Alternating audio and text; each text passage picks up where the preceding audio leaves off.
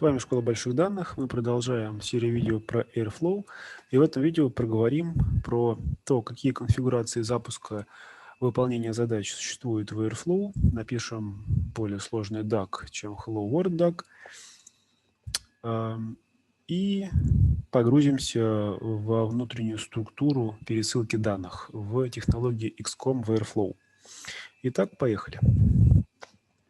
Есть несколько видов конфигурации выполнения задач в Airflow. Они называются экзекьюторы. Это варианты, как будут выполняться задачи. Самый простой вариант – это sequential executor. Это по умолчанию дефолтный экзекьютор, наиболее простой вид обработчика. Он одновременно работает только с одной задачей. Собственно, из названия это понятно, последовательный исполнитель не позволяет одновременно запускать выполнение задач параллельно. Он не используется на практике, он используется только для тестировки. Local Executor, тот самый вариант конфигурации, который мы запускали в прошлом видео, он может выполнять задачи параллельно, он запускает параллельно несколько процессов, но все же его использование на практике ограничено, поскольку здесь нету страховки от сбоев. Если будет запущено много задач и, например, что-то упадет, какая задача потеряется, нету подстраховки от целостности данных. То есть если задачка упала, то он в работу ее больше не вернет. Но, тем не менее, этот вариант можно использовать, если количество задач не очень большое и не хочется настраивать сервисы. Продуктовый вариант следующий – это Celery Executor. На базе Celery – это библиотека на языке Python для управления распределенной очередью заданий. Это легко масштабировать благодаря тому, что можно открывать много воркеров, то есть обработчиков, сервисов обработчиков, и разворачивать эти воркеры на разных кластерах. Celery все сделает за вас, ему нужно только будет показать, где эти воркеры, он будет сам между ними распределять задачки. Тем самым у нас есть много воркеров, добавляется еще брокер сообщений, тем самым у нас есть отказоустойчивость. Если кто-то не выполнил какую-то задачку, какой-то воркер, задачка будет переброшена на другой воркер. Ну, в целом, давайте на этом и остановимся и будем обсуждать именно эту конфигурацию запуска Airflow. Тем более она есть в сборке от Pukkel Airflow. Все это выглядит как-то так. Значит, Airflow веб-сервер – это то, что мы видим, то, что это визуальная GUI по настройке, которую мы тыкали в прошлый раз. Есть некоторая база, это может быть любая реляционная база данных, MySQL database, либо PostgreSQL. Это база данных для хранения метадаты. Соответственно, есть сервис-шедулер, который шедулит задачи, выполняет периодически некоторые процессы. Шедулер дает команду Celery экзекьютору на то, чтобы он передал какому-нибудь воркеру какую-то задачку. Celery экзекьютор общается с воркерами через брокер сообщений. Брокером может быть Redis, может быть RabbitMQ. Он распределяет между воркерами, воркеры отрабатывают задачки и отдают обратно либо результат, либо какой-то лог или метадату в базе данных Postgres или MySQL. Результат этого всего мы видим снова на сервисе Airflow Web Server. Можем это визуально посмотреть логи, посмотреть какую-то другую информацию. В общем, это доступно через юзер-интерфейс. Вот так в целом выглядит конфигурация сервиса Airflow в режиме Celery Execution. Теперь немножко информации про XCOM. Как мы знаем, DAG может состоять из нескольких процессов, нескольких операторов. Соответственно, каждый оператор представляет из себя отдельный namespace. То есть результат работы этого оператора никак не пересекается с результатом работы другого оператора. А нам, как правило, необходима передача данных из одного в другой, то есть чтобы данные последовательно перетекали. Ну или можно себе представить, что это выполнение ETL-процесса. Мы сделали экстракт, добыли данные, трансформ данные преобразовали и load данные загрузили. Соответственно, раз на каждый этот этап приходится один или несколько операторов, то нам необходимо данные пересылать от одного оператора к другому. Это реализовано через менеджер контекста XCOM. Как это все происходит?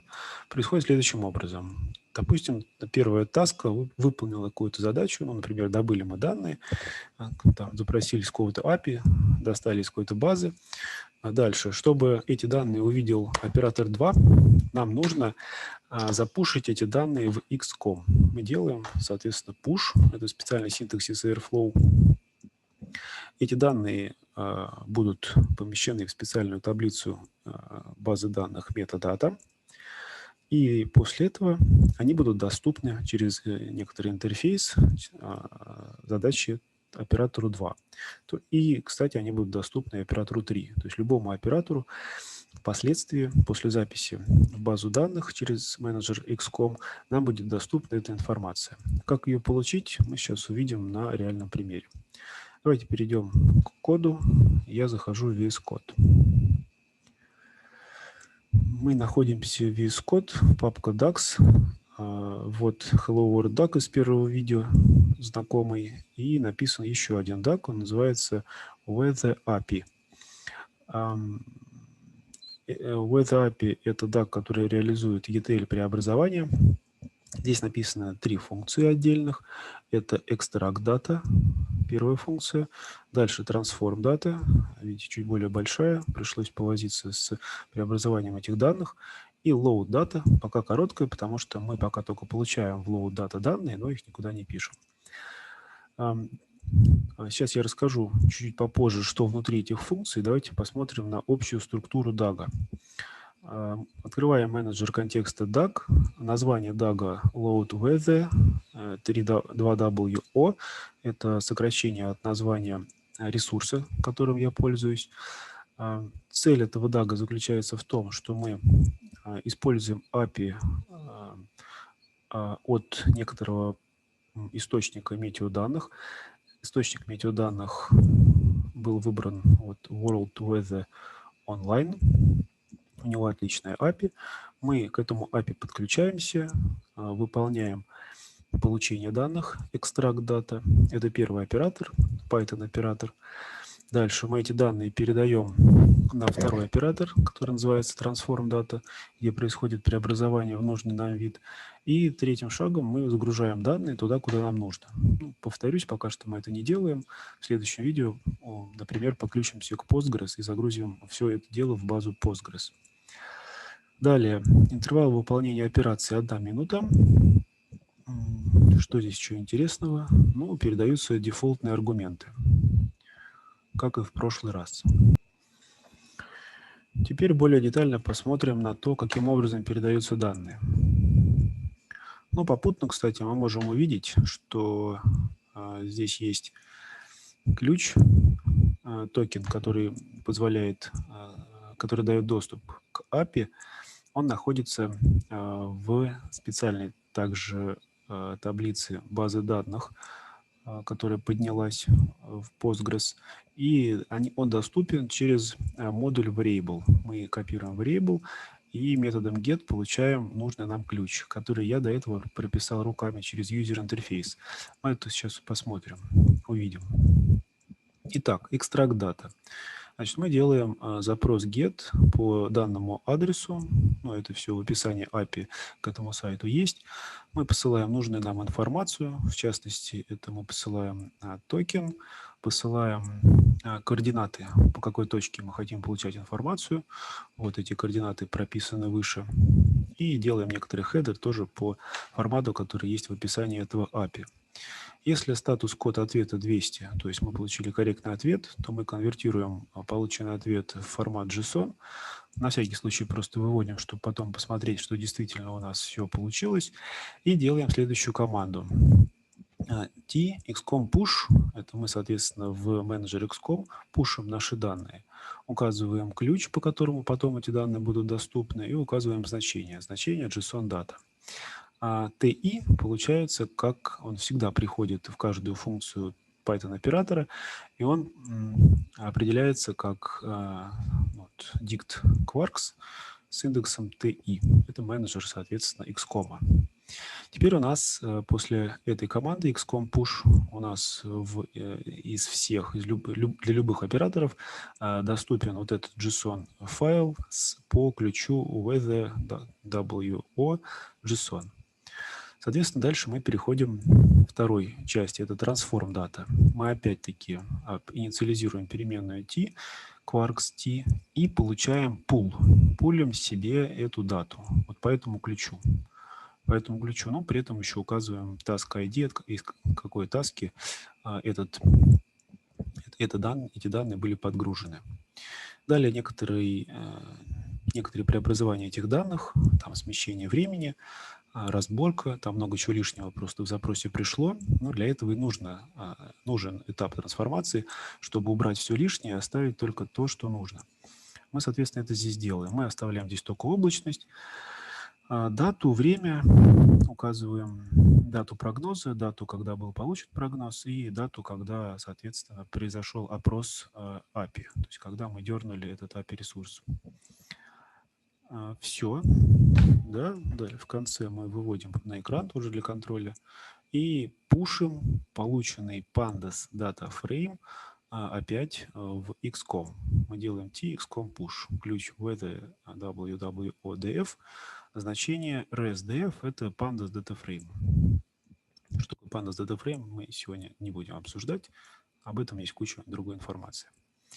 И третий шаг, мы делаем загрузку данных, опять определяем, инициализируем переменную t, пулим тот датафрейм, который мы только что шагом ранее сделали, и просто выводим на экран. Здесь мы, к сожалению, не успеем в рамках данного видео подгрузить данные в какую-нибудь базу, мы это сделаем в следующий раз. 3 шага мы обсудили, вот они перед вами. Extract, Transform, Load. Это все оформляется в виде Python-операторов. Каждому Python-оператору указывается функция Python callable. Python callable — это та самая функция, которая выполняется в этом Python-операторе. ID-шники — extract data, transform data, load data. И указываем последовательность преобразования. Extract, transform, load. Все, готово. Это синтаксис, кстати, Airflow первой версии. Во второй версии синтаксис, он немножко другой. Вот. Ну, так как у нас сборка под первую версию, мы пользуемся синтаксисом первой версии Airflow. Давайте запустим все это дело. Входим в папку проекта SD Docker Airflow. Проверяем, что мы в папке. Да, мы в папке. И сейчас проверим, запущены ли какие-нибудь контейнеры. Да, контейнеры какие-то запущены там до этого. Давайте их все остановим. Останавливаем контейнеры. И выполняем Docker Compose Celery Executor. Подгружается Redis, это брокер сообщений Postgres, база данных для метадаты Flower, это просмотрщик Celery, просмотрщик очередей, веб-сервер — это юзер-интерфейс, шедулер — это сервис Airflow, который выполняет периодически команды для воркера на выполнение действий, и непосредственно воркер — это там, где происходит вычисление. Посмотрим, что действительно все запустилось. У нас запустились 5 серверов. И мы можем теперь перейти на порт 8080 и посмотреть визуально GUI Airflow. Идем на порт, мы здесь. Здесь у меня уже был запущен до этого load WWO. Вот этот DAG, который мы только что посмотрели. Он какое-то время там назад работал. Давайте его запустим. Запускаем этот DAG. Должны появиться задачки в очереди. Шедулер должен что-то там начать шедулить. Вот, уже одна выполняется, выполнилась. И последняя. Шедулер шедулит задачку. И у нас все готово. Успешно выполнился опрос API. Теперь давайте посмотрим, что мы имеем. Значит, мы имеем вот такой простой граф, и граф, и дерево задачек. Перейдем, допустим, extract data, посмотрим на логи, которые есть. Вот логи, мы там принтили JSON, вот этот JSON файлик вот здесь есть. Вот тут получена куча разной информации о метеоданных по той локации, которая указана в геокоординатах.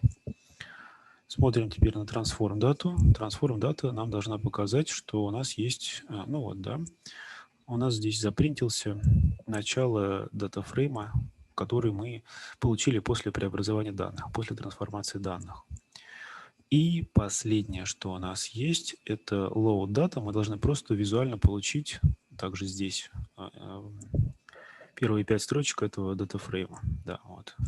5 строчек этого датафрейма. То есть в идеальная конечная цель наша – это куда-то записать. Это мы сделаем попозже. Посмотрим еще XCOM. Что у нас в XCOM? Тут ничего не отображается почему-то.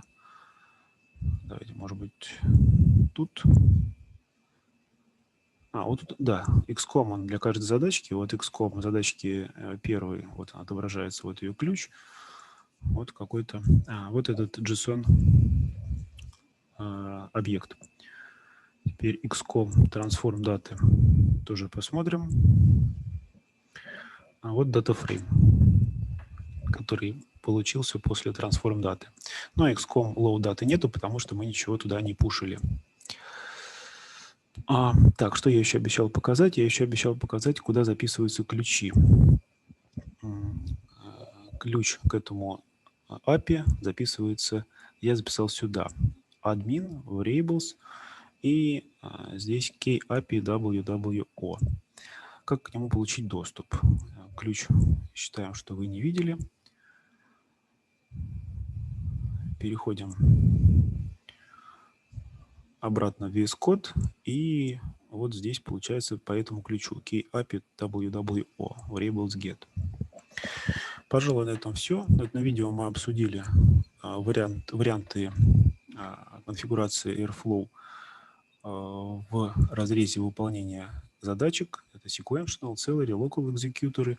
Подняли Airflow в режиме celery executor и написали простой DAG, который дергает API с метеоданными, трансформирует эти данные, и load пока нету, шага load, мы их пока не загружаем, просто увидели, что они к нам подгрузились в нужном формате.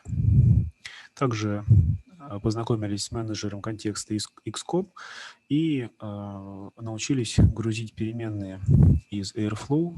Вот подгрузили токен к этому сайту. На этом все. В следующем видео мы запишем эти данные куда-нибудь, например, в Postgres. Спасибо за внимание.